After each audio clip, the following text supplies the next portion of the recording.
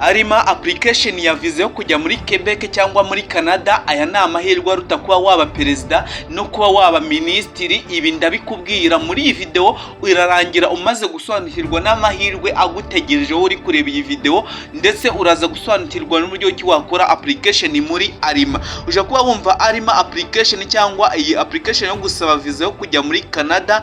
Iyi application ireba buri muntu wese ufite imyaka 18 kugeza ku myaka itarengeje 50. Rero niba wumva ufite imyaka 18 uyirengeje, byaba byiza cyane, ndakurarikira kujya muri Canada, kuko Canada ubu ngubu yafunguye amarembo. Ubu link yo kwa applying aho Arima application irasobanutse. Ahubwo reka turebe ngo Arima application ni iki.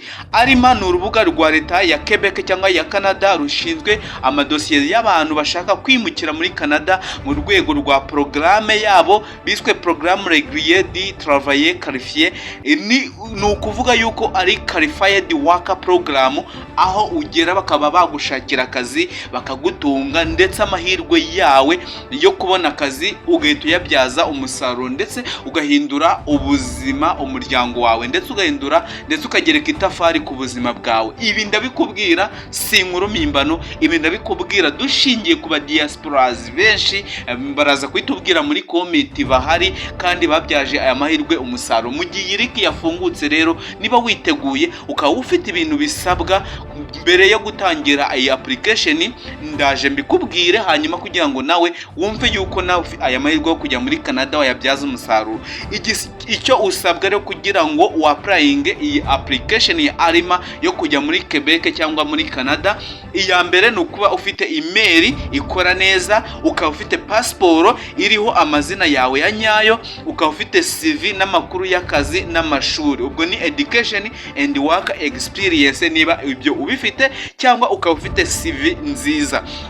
Nkuko kuri channel twakomeje kugenda tubabwira ngo nyabona muze tubafashe gukora CV, muze tubafashe gukora motivation letter, ndetse tugatanga nimero za WhatsApp, nimero za telefone kugira ngo mubashe gukora application. Nta kintu tubabwira tugira ngo igihe aya mahirwe azaziraho naza, tuzete dukora uburyo cyo wakora application bitakugoye ngo ufate ikindi gihe cyo kujya gukora CV n'ibindi byose bigoranye. Hanyuma rero ugomba kuba ufite umwenda uzurimi rw'igifaransa cyane cyane n'ingenzi muri Quebec cyangwa muri Canada, ndetse ukafuzi n'icyongereza nabyo byaba ari byiza cyane, kuko abagifite na mahirwe cyane yo kuba. Kandi ndaje mbabwire ukaba ufite nka certificate yaba muri IELTS cyangwa DELF cyangwa TEF Canada, uzi gukoresha nyine igifaransa cyangwa icyongereza, niba uzi urwo rurimi neza, cyangwa uzi ko wakominikana n'abantu mu kazi runaka ukoresheje urwo rurimi, ayo nandi mahirwe ageretse ku yandi. Icyo usabwa rero kuri application ni intambwe ku ntambwe, nuko intambwe ya mbere ugenda ku rubuga rwa Arima, ariko ndibuze kubahereza muri description y'iyi video, ndetse abo tubana kuri WhatsApp group ndaza kubaha link muze kuyigendaho, kandi iyi link ndaza kuyipininga muri comment kugira ngo udacikanwa n'aya mahirwe ya Arima immigration yo kujya muri Quebec. Hanyuma iyi link yo cyavivutse ndaza kubibereka, hanyuma numara kuyigeraho uhita ukanda kuri create. Numara kana kuri create birita byihuta cyane. Ubwo icyo usabwa ndaje mbere kuri cyo wakora iyi application, uhita winjira kuri konti yawe, ujye ahanditse kuri profile. Ugomba kuba ufite amazina, ubuzi itariki y'amavuko iri kwiranga muntu, niba ari ya mbere y'ukwa mbere nk'uko abantu benshi ukomeza kugenda, ubwo ni ya mbere y'ukwa mbere, aho utuye, icyo wize, aho wakoreye imyaka ishize, ubwo ni nka work experience, ubumenyi mu rurimi rw'igifaransa cyangwa icyongereza, kandi ukakora icyitwa expression of interest. Ni ukuvuga ko usaba kugaragaza ko ushaka kwimukira muri Quebec cyangwa muri Canada. Ibi nibyo bituma Ministeri ya Immigration di Quebec ibona yuko dosiye yawe kandi ishobora gutuma ndetse gutuma ibindi byiciro bigukurikirana, bakaba bati dukurikije ibyo waduhaye iyi ntara yo muri Quebec iragukeneye, ndetse ugategereza ubutumire cyangwa invitation. Igihe ibyo bintu watanze byemejwe bimeze neza babishimye, niba iyo dosiye yawe ifite amanota meza ahagije ku muntu bumva yewe yakwimukira muri Quebec cyangwa muri Canada, bashingiye ku myaka, ururimi, amashuri n'akazi, uzahabwa ubutumire bakohereza kuri iyo email washyizemo, bakoresha icyitwa certificate de selection du Quebec. Ubwo iyo ni certificate cyangwa ni ubutumire baguha kugira ngo wuzuze ibindi bintu bisabwa, hanyuma wimukira muri Quebec nta nkomyi kandi uba ufite umutekano wuzuye, kuko iyo ugeze bagushakira akazi nkuko akuba wasabye nyine bitewe n'ubushobozi babonye ufite, bakakugeza mu ntara runaka, ndetse bakaguha waka permit, bakaguha insurance, ndetse ukaba wanabona permanent residence, ukaba waba umuturage wa Canada. Hanyuma ibi kugira amahirwe menshi kuba uzi Igifaransa cyangwa Icyongereza, biroroshye cyane ko ufite ubumenyi bwihariye mu ikoranabuhanga, ukoresha Microsoft Word, PowerPoint ndetse na Excel. Ibyo ni byiza cyane.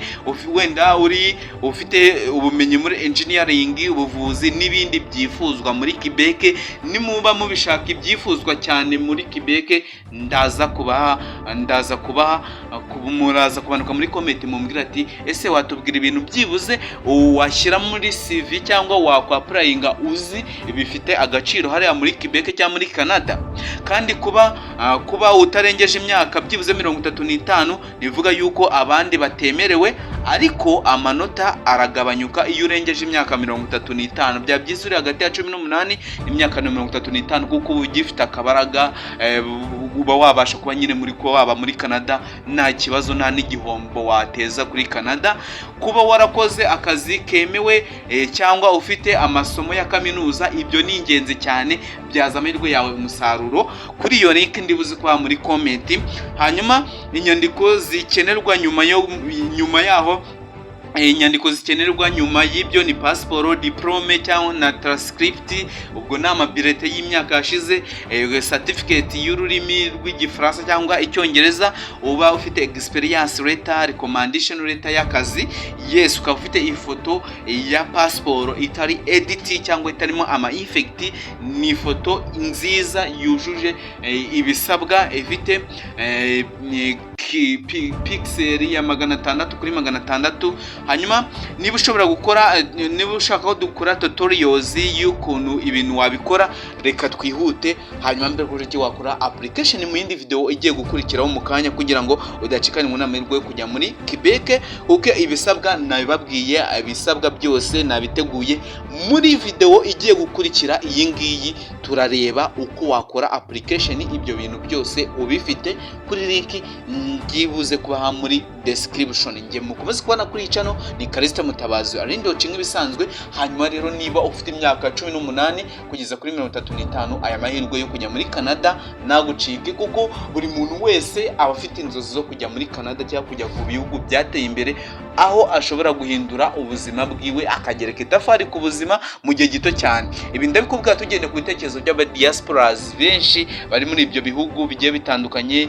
Ushaka kuba wumva yuko hari ubundi bufasha twagufasha, watwandikira kuri nimero ya 0729198324. Niba uri hanze y'igihugu twandikiye kuri WhatsApp ni uguteranya 250 0729198324, tukagufasha muri application, tukagusapotinga, tukakugira inama y'ukuntu ibintu wabigenza. Reka tuze gura mu kanya mbere kuri iki wakora application muri Arima Immigration Quebec. Hanyuma ndabakunda cyane, reka tuze gura mu kanya. Bye bye.